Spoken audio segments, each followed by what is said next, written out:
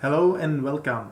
My name is Zhroucení. I'm a lecturer in the Department of Education of the Institute for the Study of Totalitarian Regimes, and I'll be your host in this brief video. Since the occasion is the 17th November anniversary, the anniversary of the Velvet Revolution, we'll talk about this particular event of modern history.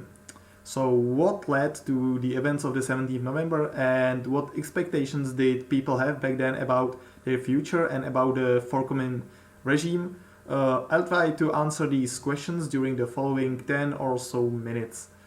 Because I'll be talking about the Czech or the Czechoslovak communist past, I'm gonna use the website called SocialismRealised.eu, which we have developed in the Institute for English speaking and audience from abroad, so that they can discover more about the recent Czech past and about the Eastern Europe historical experience in general. So let's have a look at the page. This is how it looks. The most interesting feature of the site is, of course, its extensive multimedia catalog. Each item of the catalog consists of one source and a simple task that help you develop your understanding of the communist past. The catalog is distributed along two axes. One is called perspectives and is focused on things such as ideology, memory, oppression, or personal story, and the other is focused on different historical periods, different eras of Czechoslovak communist past. Needless to say, the webpage will also provide you with insight into what was going on in Eastern Bloc in general, and you can easily translate what you learn here into the context of different authoritarian regimes, past or present. And since we are talking about the Velvet Revolution, we are of course interested in the source testifying of regime collapse, as you can see. But let's begin with a broader picture. So, what led to the events of the 17th November? Just look at the map I've prepared for you. So what we see here. This is how Europe was divided for most of its post-war history. But in the 1989, when the Velvet Revolution took place, the map was already changing. In June 1989, Poland has its first free election where the Polish United Workers' Party was defeated. In October, communist regime was abolished in Hungary, and the regime were collapsing in Romania and Bulgaria as well. And as is well known, the Berlin Wall fell on the 9th of November. So the Iron Curtain was collapsing throughout the 1989, and in November the Czechoslovakia was eventually one of the last Central European countries where regime wasn't shattered yet. But people were already protesting against the government, and these demonstrations weren't big but were persistent and kept on repeating for almost 2 years. They were also violently suppressed. So let's go back to the SocialismRealised.eu and see how the regime was putting these demonstrations off.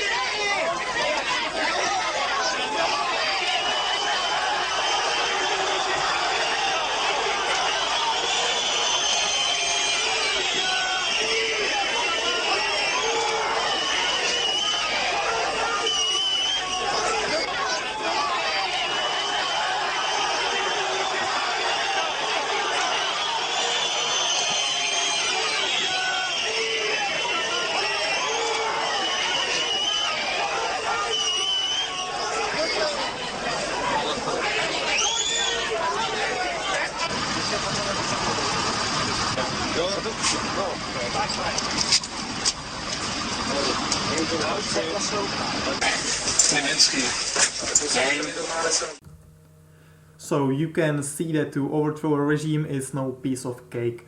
If you follow the instructions on the page, you can develop your understanding of the nature of the oppressive societies in the Eastern Bloc and in general as well. But let's continue with the story of the Velvet Revolution. The footage you have just seen was taken in August 1989 when people were commemorating the Soviet invasion from the 1968, the suppression of the so-called Prague Spring. As communist regimes had already collapsed in Poland and Hungary, people were encouraged and began to raise their voice. The question eventually wasn't if, but when the regime would collapse. The occasion was yet another anniversary. Students in Prague were commemorating 50 years of forced closure of Czech universities by Nazis. Initially, peaceful manifestation escalated into brutal clash with police that took place on the National Avenue in Prague. Students were beaten and scattered. It was this particular event that eventually led to the unraveling of the Czechoslovakian state socialist regime. The event of National Avenue was immortalized in many iconic photos and footages. What happened there was crystal clear injustice, and the clash became iconic soon enough. I think that these images is how it entered the Czech collective imagination and became a kind of a symbol of the entire communist era, as a brutal force on one side standing against regular people represented by peaceful unarmed students on the other side. However, I'd like to share with you a bit different perspective of those events. Just let's go back to the Socialism Realized webpage and look at this video taped after the events of the 17th November. Nikdo, tady je pouze závod, tady je šachta, ale vedení máte tam v mostě. A to vám jasně řekl, abychom si mohli diskutovat. Včera nám říkali, že neznáme názory horníků. My je chceme znát. Takže plakali jako vy, tak za kolik chcípnete hlady a zmrznete. Asi nějak tak, když chcete vědět názor horníků. Myslíte, že to je názor všech? Jasně, tady je v mostě. Tak si zajďte do mostu na generální ředitelství a nebo travujte tady. Na Skánou. Oficiální stranický tisk. Jestli někdo ze zástupců odboru, předseda stranické organizace. Stávku, kterou byste vyjádřili solidaritu s námi. My nechceme stávkou narušit hospodářství. A někdo dají rovnou do roky. To nemá stávka, když já třeba chodím, si udělal závěr. Když jsou závěrky, se nemůže existovat. Nám stačí, když vyjádříte pouze třeba zapnutím sirény. Nám stačí cokoliv No jenom já solidaritu. žádnou sirénu v práci nemám. Můžete zastavit tak? Já bych vám ukázal pár fotografií, jo. Toho pátku. Jak to vypadalo v pátek, takhle jste to nechali kolovat. To je to, jak to říká, jak jsme byli agresivnější, že jak to tam, takhle to vypadalo už na konci, když už bylo po všem. Já vám řeknu, tady byli To studuje. pracovníkům ČKD, kteří tam s námi žili. Bude studovat a doštuduje náhodou, tak jo. To máte trošku desetní To vidím. že u vás vysokoškoláka po dostudování... Si stávkuju a vy k tomu mlčíte. Vám přece nejde o to, abyste se k tomu postavili. A řeknu vám, můj plat bych si sama rád vyměnil. My to neděláme kvůli platům, herci. Vy jste všichni chudáci. Ne, neříkám, že jsme Ale na chudáci. platech. Ne, my nejsme chudáci, to nikdo neřekl. Tak si to vyměníme, ty platy. Jestli chcete, můžete mi říct svůj názor na celé tyto události. No jasně je to, že vláda měla zakončit ještě přísnější, aby byl klid. Kdyby se ty lidi rozešli včas, tak jich nemasakroval. Proč tam zůstali?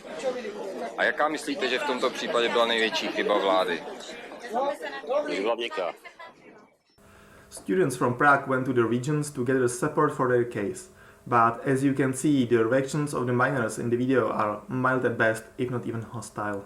And this brings us to the other big issue, which is what did people expect from the new arrangement? And obviously it depended on the place you were speaking from. The miners were praised by the official regime's doctrine, so they might have been worried about what would come. The relatives of dissidents and emigres, on the other hand, would tell you a different story. And moreover, the situation was quite blurred back then.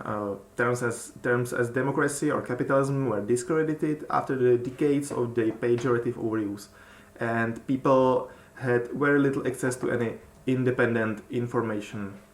Last but not least, people could have only a vague idea about who was to take over the power. About 1 million people were in possession of the party identity card, and so which made them basically party members. And even though most of them didn't have any influence on the party, and maybe most of them acquired the party ID only to improve their lives, and they didn't mean any harm to anyone and didn't harm anyone, these people might have been worried about the consequences of their questionable decisions. So in other words, they didn't know whether they would be judged and by whom. So to answer the question, what did people expect from the regime change? I can only say it was complicated. In either way, most people were asking for freedom of speech and for free elections, so I think this could be the common ground. But as you can see, the expectations differed for many different reasons, and this initial discord is present in Czech society till nowadays. So this is all from me. If you are interested in these topics like Velvet Revolution, communist past, or in what makes totalitarian regime and totalitarian regime, I invite you to browse the SocialismRealised.eu web and to discover more about these topics. Thank you very much for your attention.